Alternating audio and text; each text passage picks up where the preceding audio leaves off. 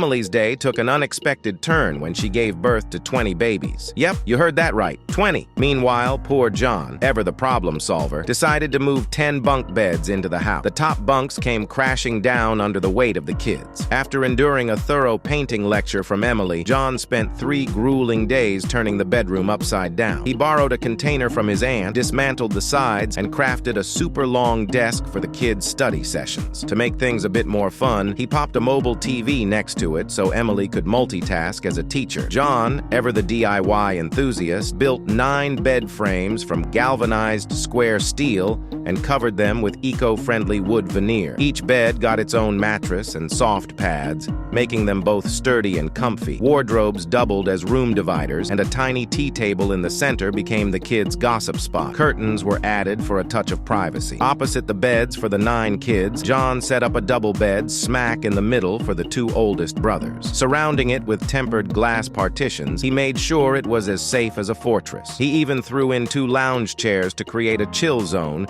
where the brothers could keep an eye on their younger siblings. John connected both sides with cantilever boards so the brothers could visit each other without stepping foot on the ground. For safety, he added glass railings. Lastly, he built a staircase for easy up and down access. And now, let's take a look at this grand masterpiece.